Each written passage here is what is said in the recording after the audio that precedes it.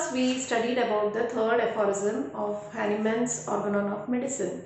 You might be thinking that the third aphorism is over, but for students who might like or wish to add certain points or Kent's perspective on the third aphorism, today's class is for you.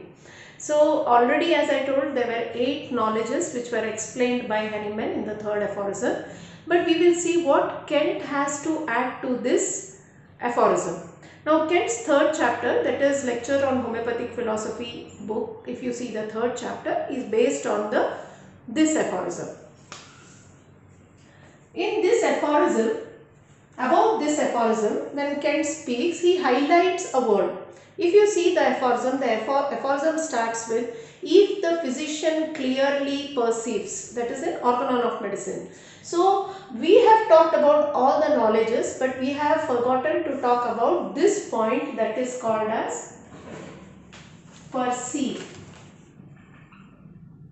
Now this word, Kent has been writing about this word because what is perceive? Perceive is see into.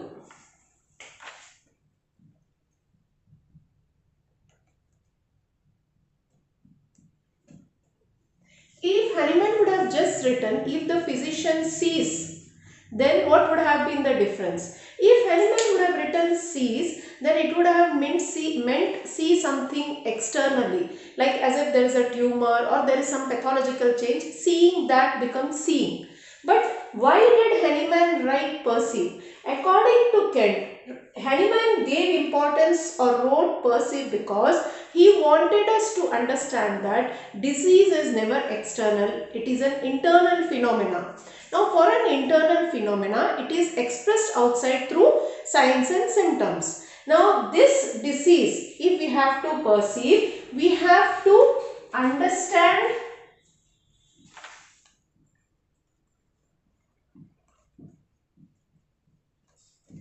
what the patient says with our mind. As I had told you in last class, the job of a homeopath is always difficult because we have to make 2 diagnoses. We have to see something in the patient which is his characteristic or which denotes the medicine. It is not just taking the symptoms and prescribing something. If you prescribe like that, you are never going to get any effect or cure. So perceive means to understand with the mind. In this same chapter, it further Kent's philosophy will be taking separately, but because I am highlighting this third aphorism, I want you to know certain points related to this. So Kent goes to specify or explain later that our body works, everything in our body starts from center and moves towards the circumference.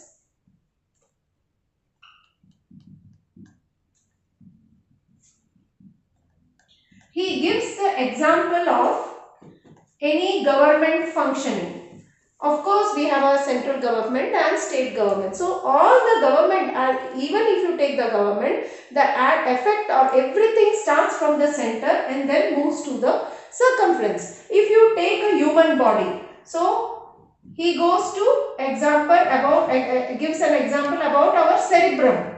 From there later to spinal cord,